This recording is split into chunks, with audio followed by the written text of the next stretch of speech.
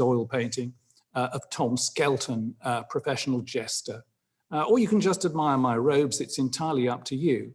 But in a few seconds, I believe we will be live on the entire streaming service, and we can now begin. Good. A very warm welcome to all of you joining us for this special College of Arts and Law, part of our online graduation ceremony this morning.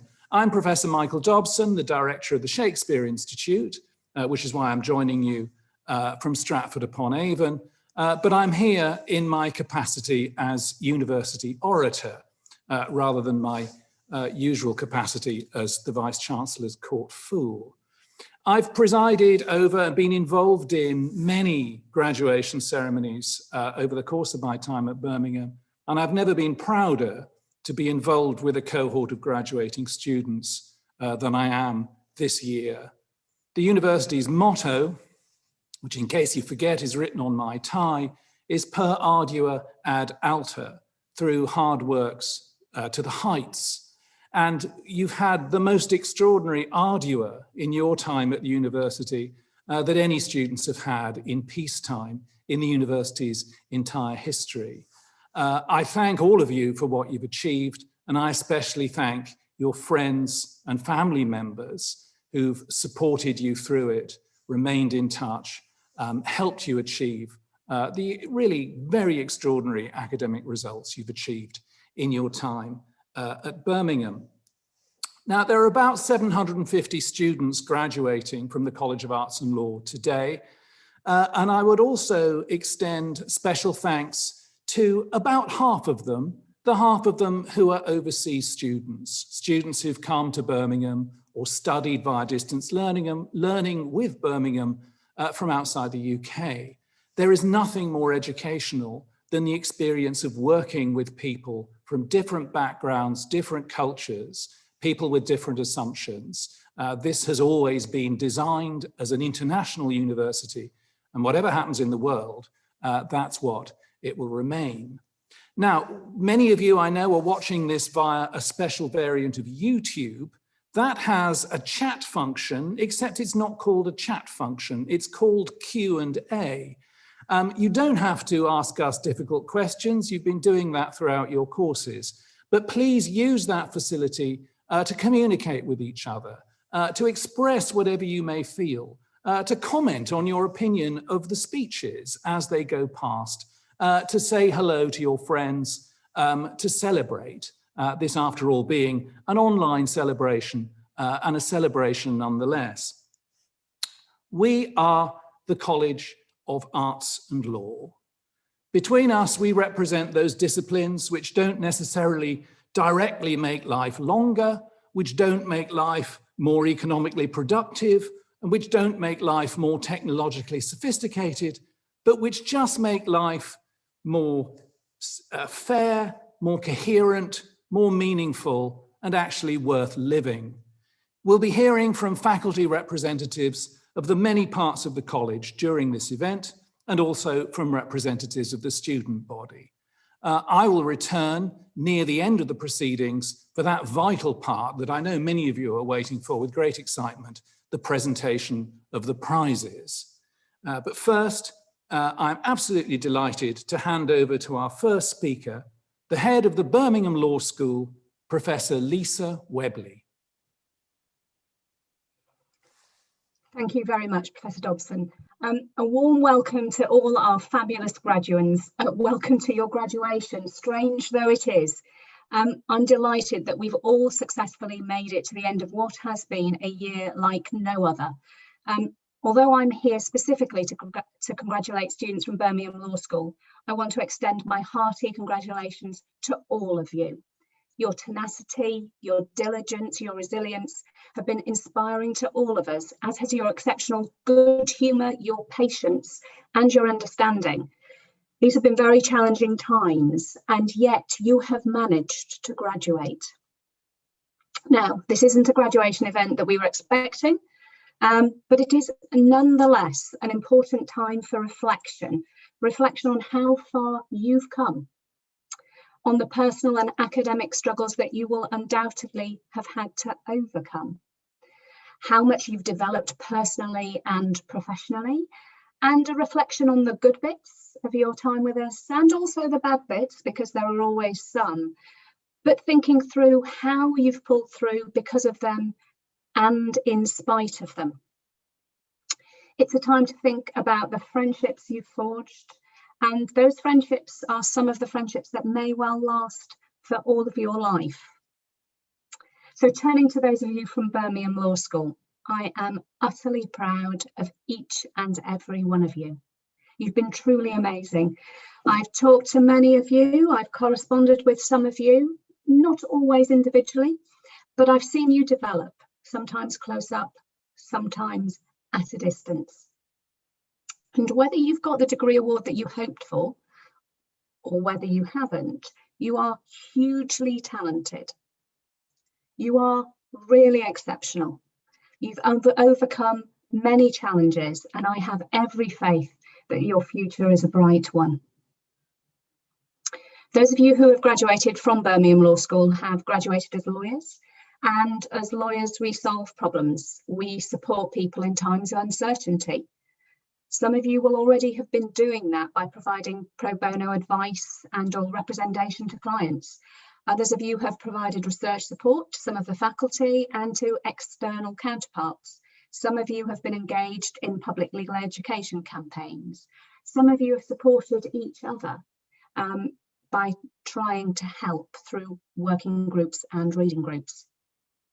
You've learned to use your skills to provide assistance to others.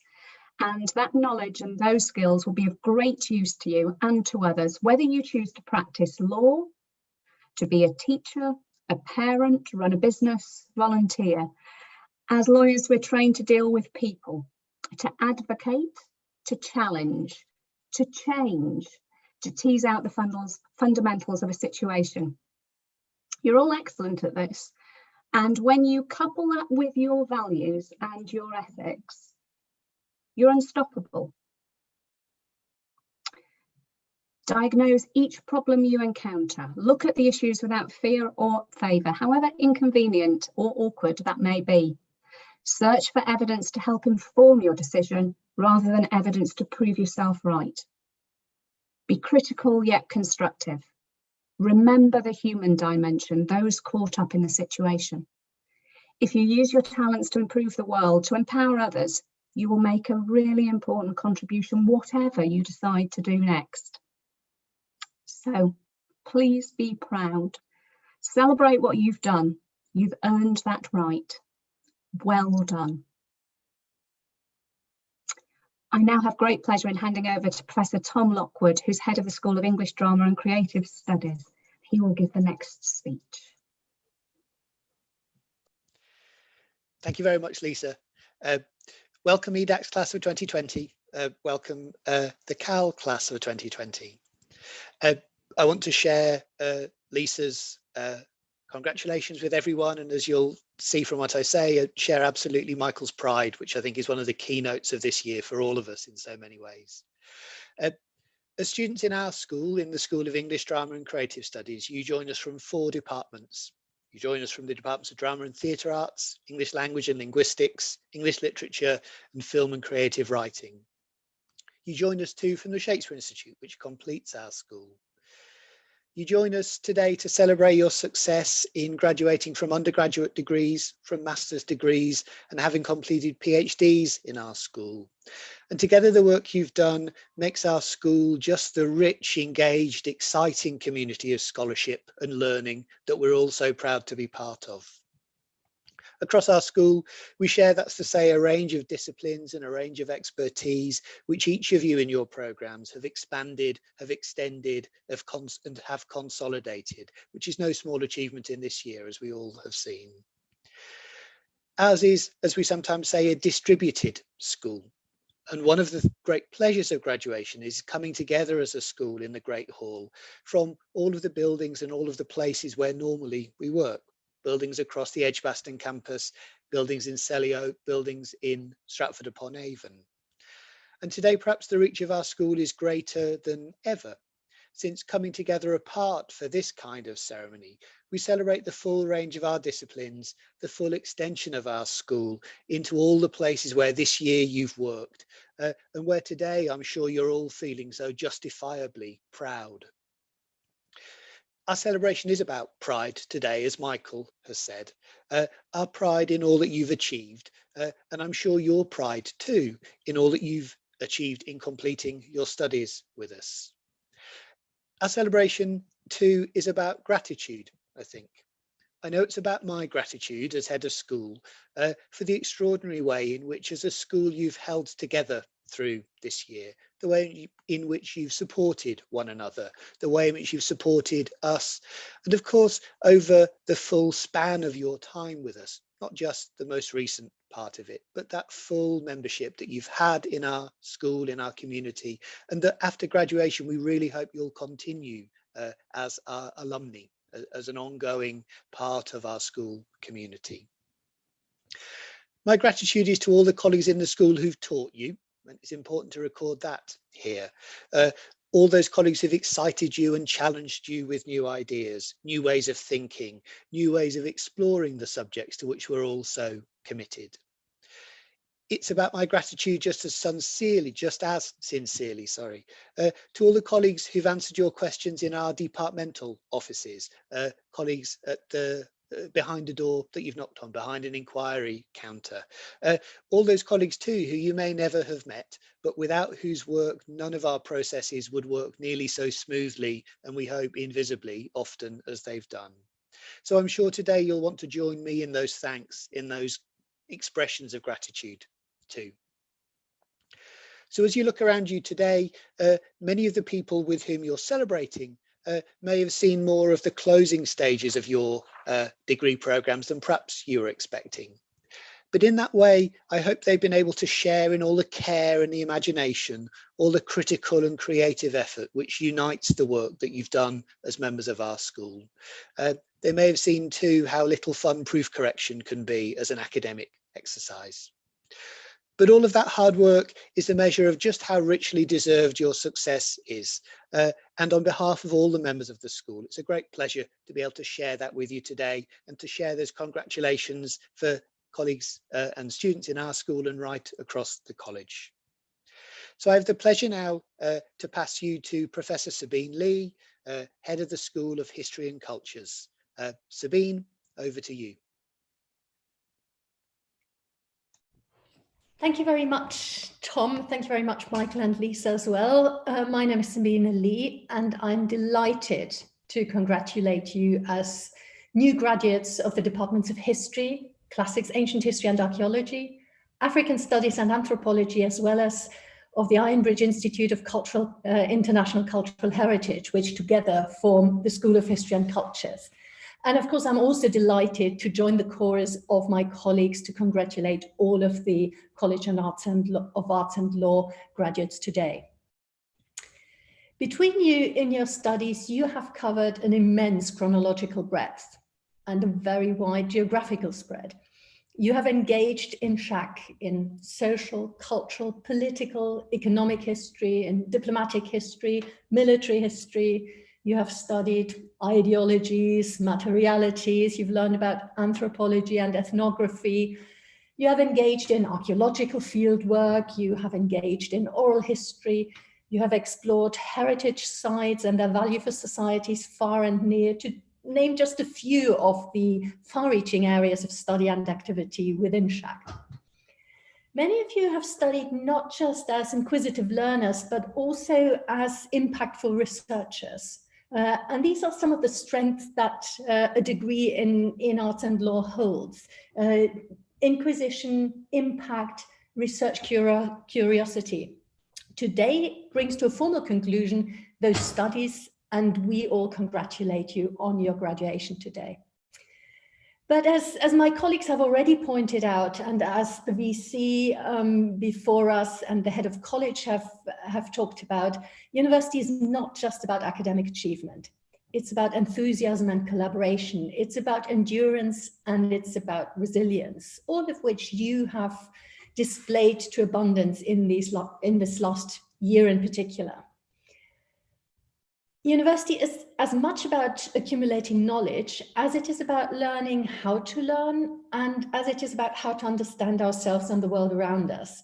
And it's this understanding, as well as the skills around your chosen subject areas of interest and beyond, that will stand you in good stead. And it will be with you in years and in decades to come. It will hopefully help you secure employment, and it will also help you advance in life. What is more, for many of you, the friendships that you have forged at university, in the classroom and outside, in curricula and in extracurricular activities, will enrich your futures. This may be less tangible than the degree certificate that you will hold on in your hands on your way to the job interview, but it's also really, really important. It matters. As Birmingham alumni, you're also part of an academic community of alumni, and I hope that you will feel that this association, this continued association with the University of Birmingham through the alumni, will be of value to you far beyond your studies. So we as a group of colleagues, we are delighted to celebrate with you all these achievements. Graduation is a day of celebration. Graduation is a celebration of your achievements. But we know it's also, for many of you, probably for most or all of you, it's a day when you want to take the opportunity to thank those who have enabled and have supported you. Families, friends, supporters of all kinds. Each and every one of you will know who they are. And I hope that many of you have the opportunity to celebrate together with those who have supported you, wherever you may be. The pandemic has also reminded us and sensitized us to the fact that some of you, some of us, are missing some loved ones, people dear to you with whom you would have wanted to share today and can't. Today would have made them proud, and you have made them proud. So on behalf of the colleagues in my own school, in the college as well, of all the colleagues who have engaged with you in your educational discovery over the last few years, many of whom are joining you today in these virtual celebrations, I wish you well. I'm now passing the baton to Rick Sowden, one of our history research students who will be speaking on behalf of the graduates today. So Rick, over to you. Thank you, Sabine. I can clearly remember my first day as an undergraduate. I can remember being welcomed by the Vice-Chancellor into an academic community. And every time I've stepped on campus, increasingly virtually, I've been welcomed into that community of learners. It's a community that sustained me throughout my undergraduate degree and has supported me as a postgraduate researcher. From my first day at the university, my first day on campus, and on every day since then, I've been pleased to be part of such a fantastic community of learners. Today, you're changing your relationship to that community, but I hope you'll always feel a part of it.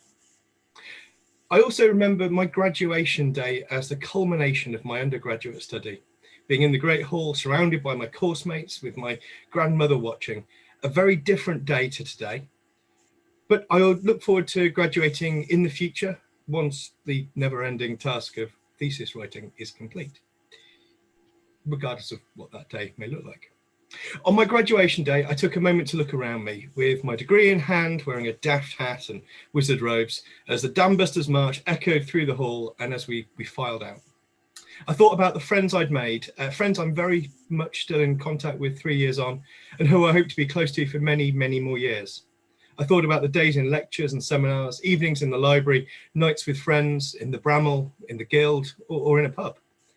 I thought to my achievements, not simply completing my degree of writing essays, of conversations with specialists and visits to archives as I researched and wrote a dissertation that I'm still pleased with, though I suspect I could do a somewhat better job writing it now. As a postgraduate, these experiences and achievements have all been more. The work is better, the output significant, or at least so my supervisor assures me, and I anticipate a more rewarding reward for besting the challenge, or at least so I hope. You all know that truth far, far better than I do. Each and every one of you will know the experience of long days spent travelling to the history mines and working at document face, or whatever the equivalent is in your discipline, working for as long as they'll let you before turning the computer on and typing out thoughts and impressions late into the evening. You know how it feels to be the only one in a silent office in the early morning or the late evening, or to be surrounded by people who are shuffling an elbow just to find room to work. You know the frustration of days where wording is hard and English doesn't word, but you also know the days where the light bulb pings and suddenly something just clicks and finally makes sense, or where the words fall like rain and you rack that word count up. You know, long days and bright nights, you know, coffees and conferences and colleagues building you up and helping you to make it through the day. You know, the challenges of workspace and workflow and heavens above, having no printer credit and nothing going right. This year of all years, you know, the frustration of not being able to get to archives and collections, of not being able to do research, of not being able to get those so important notes from your desk. But above all, you know that you can do it. And you know that because you've done it and you've achieved something remarkable. Congratulations and very, very well done. And I'll now hand you over to Professor Helen Abbott to say a few words for the School of Language, Culture, Art, History and Music. Thank you. It's an absolute honour to be able to celebrate your graduation success in those highly culturally engaged subjects that those of you in the School of Languages, Cultures, Art, History and Music have studied here with us at Birmingham. We know that we are sending you out from Birmingham as graduates who have developed exceptional skills. Some of you are graduating with amazing musicianship, composition and performance skills, including those of you who've represented the university at the highest professional level, such as at the world's biggest classical music festival, the Proms. Others of you are graduating with finely honed skills in exhibition curation and gallery expertise, including some of you who've worked on the highly acclaimed Paper Museum exhibition at our Barber Institute. And some of you are graduating with exceptional language skills, often in more than one language. And you're also going to be carrying with you the experiences of working, studying, or teaching abroad in highly professionalized multilingual environments. The knowledge that you are each bringing to the world from the expertise you have developed here at Birmingham brings with it responsibilities for the future in the various pathways you'll follow in the years ahead, especially those of you who go on to work in the performing arts and in the museums and galleries sector, as well as those of you who take on international cross-border careers. And as we think more broadly about the time you've spent in Birmingham, you will each have your own particular highlights from your degree studies. And our highlights as academic staff who've seen you develop throughout your degree include having had the chance to work with some of you on projects spanning world literature in modern languages, personal photography and everyday modernity, and understanding extremes in experimental culture. We've worked alongside you as producers and composers in our Beast studios. We've read with huge interest the editorial contributions some of you have made to the Golovine and the Linguist. And we've enjoyed watching and hearing lightning talks some of you have given in the Barber. The fact is we are constantly bowled over by the ingenuity and creativity of our students, and now graduates. And so it's a huge moment of pride for us in the School of Languages, Cultures, Art, History and Music to see you now graduate from those degrees. The knowledge you've gained, the friends you've made, and most importantly, the worlds you've opened up through your studies here in Birmingham will stand you in extremely good stead for the future. And we absolutely encourage you to keep in touch and remember that our Bramall Concert Hall, our Barber Art Gallery, the Harding Interpreting Suite are unique spaces in our university that you have contributed to shaping through your studies. Come and see our world-class concerts and exhibitions whenever we're able to do those things again, remembering that our Instagram, our YouTube and our Twitter channels for Barber Concerts and the Institute of Fine Arts remain very much your spaces too. And make sure you connect up with your fellow graduates around the world, in whatever language that might be. So a huge congratulations to you all, and thank you so much for joining in today. I'm now going to hand over to Professor Charlotte Hempel for the School of Philosophy, Theology and Religion. Over to you, Charlotte. Thank you very much, Professor Abbott. I'm delighted to congratulate you all now as graduates of the University of Birmingham on behalf of all my colleagues in the School of Philosophy, Theology and Religion. The two departments that make up the school will have introduced you to some of the most fundamental questions about the world and our place within it. Perhaps surprisingly, in both departments, you will have engaged with thinkers who make use of God talk and those who don't. Thus, philosophers among you will have grappled not only with logic, metaphysics, and epistemology, but also the philosophy of religion. Likewise, a number of graduating students and researchers in the Department of Theology and Religion will have focused not only on Islamic studies and Sikhism, but also on Holocaust studies and atheism. Some of you will have followed a degree course that made the most of the expertise across both of our departments with our programs on philosophy, religion, and ethics. Across the school, we have specialists teaching and supervising dissertations on the place of philosophy, theology, and religion in the real world. So we could discuss the meaning of that term and we could contest it. Thus, the Center for Global Ethics deals, amongst other things, with moral questions pertaining to medical practice and policy in the field of bioethics.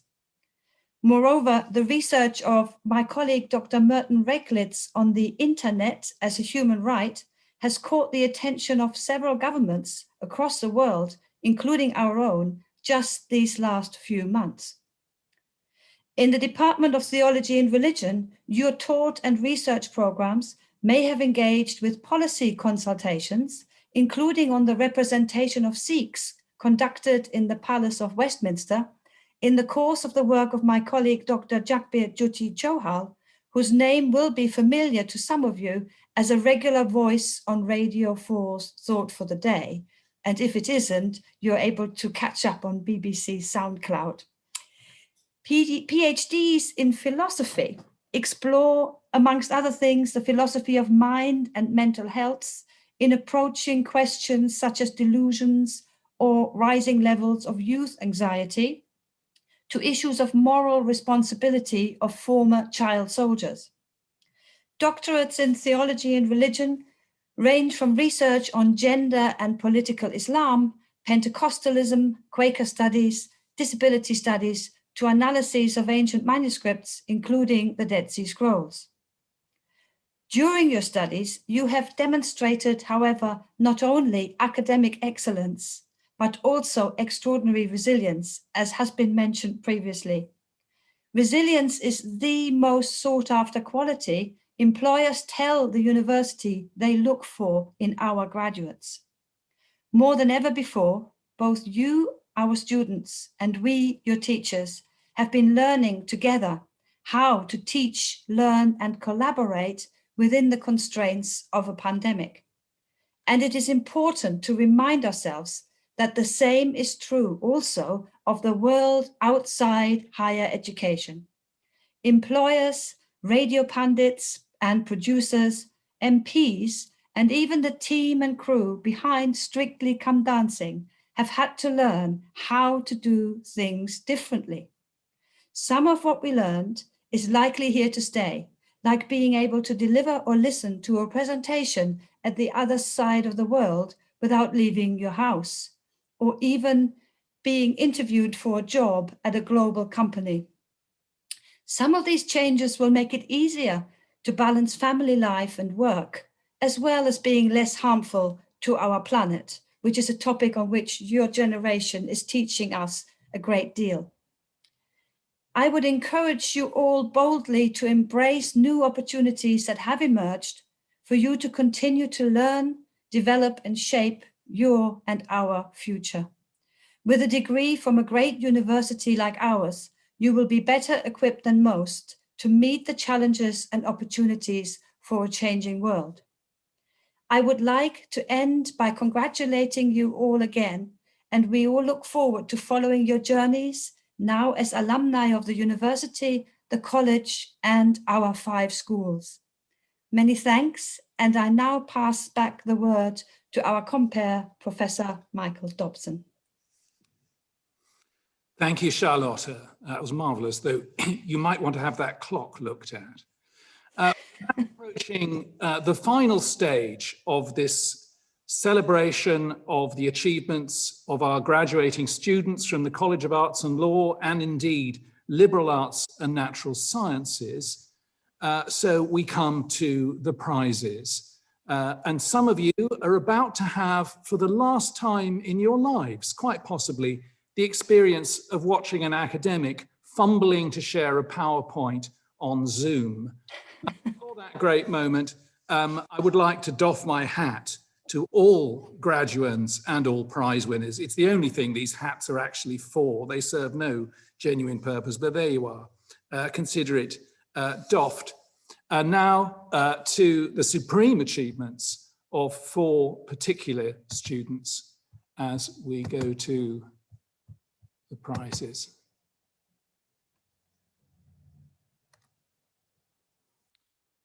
In the School of Philosophy, Theology and Religion, the Constance Naden Medal is awarded to the highest quality research dissertation, whether for the MPhil, the MRes, or the MA by research. This year, it is awarded to Peter Laffoon. Congratulations to him. In the School of History and Cultures, the Rodney Hilton Postgraduate Prize in Medieval History for the highest mark in the Master of Arts program in Medieval History is this year awarded to Bethany Seaman. From Per Ardua ad Alta to Per Ardua ad Astra, the Royal Air Force Museum Prize for Postgraduates is awarded for the highest mark on the MA in Air Power, History, Theory and Practice. This year, it is awarded to Adrian Pittman. And the John Humphreys Memorial Prize, which is awarded for the best dissertation in classical or medieval archaeology, is awarded to Richard Hancox. Well done to all of our prize winners, and congratulations to everyone graduating today. You can now rest your eyes from staring at a screen and celebrate in whatever other manner you now see fit. Congratulations.